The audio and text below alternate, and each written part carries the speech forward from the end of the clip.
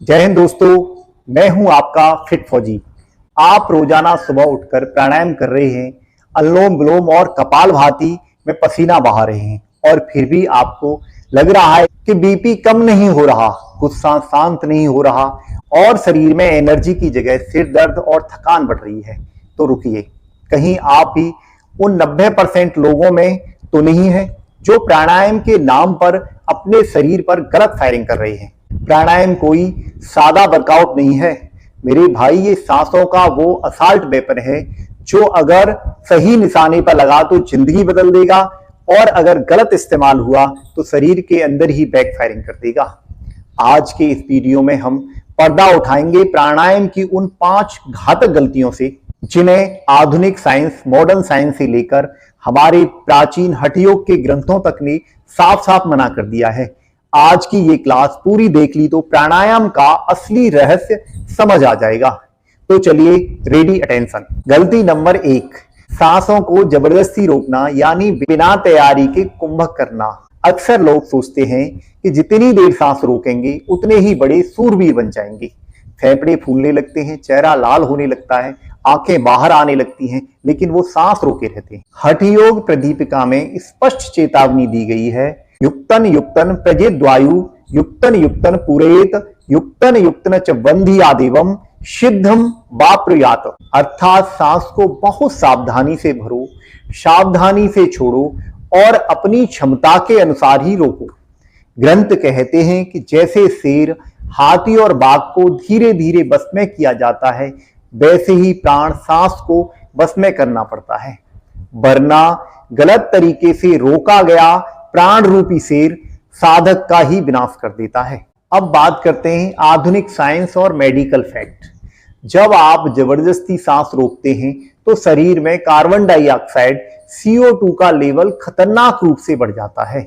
Neurology और cardiology research बताती है कि इससे आपका सिंपैथेटिक नर्वस सिस्टम फाइट या फ्लाइट मोड में चला जाता है, यानी शरीर सोचता है कि कोई हमला हुआ है, बीपी अचानक स्पाइक कर जाता है और दिल की धड़कनें बेकाबू हो जाती हैं। फौज में जब शूटिंग की प्रैक्टिस फायरिंग रेंज होती है तो ट्रिगर दबाते वक्त सांस को कुछ सेकंड के लिए स्थिर किया जाता है, लेकिन अगर शूटर सांस रोककर छटपटाने लगे तो निशाना कभी सटीक नहीं लगेगा।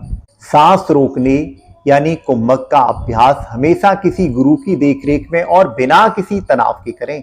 अगर सांस छोड़ते वक्त झटका लग रहा है तो समझ लो आपने क्षमता से ज्यादा रोक लिया था। दूसरी बड़ी गलती, सांस लेने पूरक, रोकने कुंभक और छोड़ने रेचक का सही रेशियो या अनुपात मालूम न होना। लोग किसी भी स्पीड में सांस खींचते हैं और कैसे भी छोड़ देते हैं, जैसे बिना मैप के जंगल में पेट्रोलिंग पर निकल जाना। शास्त्रों में प्राणायाम का एक निश्चित गणित रेशियो बताया गया है, 16-64-32, या शुरुआती लोगों के लिए 4-16-8, यानी अगर आपने 4 सेकंड में सांस ली पूरक किया तो 16 सेकंड रोकना कुंभक है और 8 सेकंड में बहुत आराम से बाहर छोड़ना रेचक है। सांस छोड़ने का समय हमेशा सांस लेने के समय से 2 गुना होना चाहिए और रोकने का समय 4 गुना होना चाहिए। आधुनिक रिसर्च, हार्वर्ड और ऑक्सफोर्ड की लेटेस्ट स्टडी जैसे वेगस नर्व स्टिमुलेशन रिसर्च बताती है कि जब आप सांस लेने के मुकाबले सांस छोड़ने में ज्यादा समय लेते हैं तो आपकी वेगस नर्व एक्टिवेट हो जाती है। यह नर्व आपके पैरासिम्पैथेटिक नर्वस सिस्टम को ऑन कर देती है, जिससे स्ट्रेस हार्मोन कोर्टिसोल तुरंत गिरता है और दिल की धड़कन नॉर्मल हो जाती है। अगर आप तेजी से सांस ले रहे हैं और जल्दी छोड़ रहे हैं तो आप शरीर को शांत नहीं बल्कि और ज्यादा तनाव में डाल रहे हैं। फौजी की भाषा में कहें तो यह फायर एंड मूवमेंट के तालमेल जैसा है। अगर कवर लेने और आगे बढ़ने का टाइमिंग गलत हो जाए तो मिशन फेल।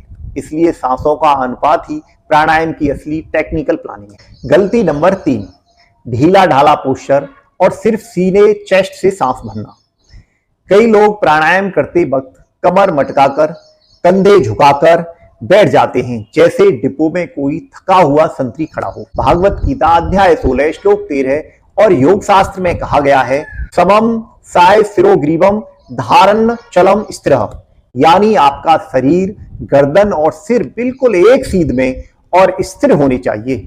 हमारी रीढ़ की हड्डी में 7 चक्र और मुख्य नाड़ियां इड़ा, पिंगला और सुषुम्ना होती हैं। अगर कमर झुकी होगी तो ऊर्जा, प्राण एनर्जी का फ्लो रुक जाएगा। साइंस और एनाटॉमी फैक्ट: जब आप झुककर बैठते हैं तो आपका डायफ्राम, जो सांस लेने वाली मुख्य मांसपेशी है, वह दब जाता है। आप केवल सीने से सांस लेते हैं, चेस्ट ब्रीथिंग, जिससे फेफड़ों के निचले हिस्से, बॉटम लोब्स तक ऑक्सीजन पहुंचती ही नहीं। एमआरआई और पल्मोनरी रिसर्च से सिद्ध हुआ है कि फेफड़ों के निचले हिस्से में सबसे ज्यादा रक्त वाहिनियां, ब्लड वेसल्स होती हैं। जब आप पेट तक सांस खींचते हैं, ही ऑक्सीजन का असली अब्जॉर्प्शन होता है। फौज में परेड के दौरान सावधान की पोजीशन ऐसे ही नहीं सिखाई जाती। जब रीढ़ सीधी और चेस्ट अप होती है तो दिमाग तुरंत अलर्ट मोड में आ जाता है। प्राणायाम में भी रीढ़ की हड्डी सीधी रखो, जैसे राइफल की बैरल बिल्कुल सीधी होती है। गलती नंबर 4, प्राणायाम को जिम का वर्कआउट समझ लेना या पड़ोसी से कंपटीशन करना। आजकल लोग घड़ी लगाकर बैठते हैं, आज तो 1000 बार कपालभाति करूंगा, या सामने वाले ने 2 मिनट सांस रोकी तो मैं 3 मिनट रोकूंगा। मेरे भाई, यह कोई ओलंपिक का 100 मीटर स्प्रिंट नहीं है। योग दर्शन में महर्षि पतंजलि ने प्राणायाम का नियम 3 शब्दों में बांध दिया है: स्थिर सुखमासनम और तस्मिन् सति श्वास प्रश्वास योगर्थ विच्छेद प्राणायाम। प्राणायाम का मतलब सांसों की गति को सहज, सूक्ष्म और शांत करना है, ना कि शरीर में हड़कंप मचाना। आधुनिक मेडिकल साइंस क्या कहती है? जब आप बहुत तेजी से और आक्रामक तरीके से, जैसे गलत कपालभाति या भस्त्रिका, बिना तैयारी के करते हैं तो शरीर में ऑक्सीडेटिव स्ट्रेस और फ्री रेडिकल्स बढ़ जाते हैं। दिमाग की नसों में खून का बहाव अचानक घट सकता है, जिससे चक्कर आना, घबराहट और हन्निया जैसी बीमारी हो सकती है। फौज में एक कहावत है, slow is smooth, smooth is fast. धीमा ही सहज है और सहज ही तेज है। प्राणायाम में जोर जबरदस्ती का मतलब है अपने ही बारूद में खुद आग लगा देना। 5वीं और सबसे खतरनाक गलती, भरे पेट प्राणायाम करना या प्राणायाम खत्म होते ही झटके से उठ जाना और तुरंत मोबाइल खोलकर नोटिफिकेशन चेक करने लगना। कई लोग प्राणायाम के ठीक बाद की जो ध्यान और विश्राम की कार्यवाही है, उसे पूरा ही नहीं करते। प्राचीन ग्रंथों का नियम, शास्त्रों के अनुसार प्राणायाम के तुरंत बाद शांत बैठना या शवासन में विश्राम करना उतना ही जरूरी है जितना प्राणायाम खुद। इसे प्राण धारणा कहा जाता है। ग्रंथों में स्पष्ट लिखा है कि प्राणायाम के कम से कम 2 से 3 घंटे पहले तक पेट खाली होना चाहिए। मिताहार न्यूरोसाइंस का सबसे बड़ा रहस्य। ऐसे ही आप प्राणायाम खत्म करके अचानक मोबाइल स्क्रीन खोलते हैं तो नीली रोशनी, ब्लू लाइट और नोटिफिकेशन का डोपामाइन स्पाइक करके दिमाग को झटके से हाई बीटा तरंगों में फेंक देता है। परिणाम, प्राणायाम से जो मानसिक शांति और ऊर्जा आपने कमाई थी, वो 5 सेकंड में न्यूट्रल खत्म हो जाती है। जैसे किसी बड़े मिशन या स्ट्राइक के बाद, प्राणायाम के बाद 5 मिनट शांत बैठकर उस ऊर्जा को शरीर में समाने देना जरूरी है। अगर तुरंत मोबाइल उठा लिया तो समझें अपने ही जीते हुए इलाके को बिना संतरी के छोड़ दिया। तो दोस्तों, बात बहुत साफ है, प्राणायाम कोई जादू की छड़ी नहीं है, यह एक अनुशासित विज्ञान है। संक्षेप में इन 5 गलतियों को चेकलिस्ट याद रख लो। नंबर 1, सांस जबरदस्ती मत रोको, अपनी क्षमता का सम्मान करो। सही अनुपात रेशियो समझो, सांस छोड़ने में समय लगाओ। तीसरा, रीढ़ सीधी रखो, पेट तक सांस भरो, सीने से नहीं। और चौथा, प्रतिस्पर्धा बंद करो, यह कोई जिम वर्कआउट नहीं, मन का अभ्यास है। 5वां, प्रक्रिया पूरी करो, अंत में 5 मिनट शांत बैठो, मोबाइल से दूर रहो। अगर अपनी सांसों की इस बटालियन को सही कमांड दोगे तो बीमारी, तनाव और आलस सब आपके शरीर से सरेंडर करके भाग जाएंगे। अगर आज की यह क्लास और रिसर्च आपको काम की लगी हो तो अपने फौजी भाई के फिट फौजी चैनल को सब्सक्राइब ठोक दो, वीडियो को लाइक करो और उन दोस्तों तक शेयर करो जो रोज सुबह सांसों के साथ गलत ड्रिल कर रहे हैं।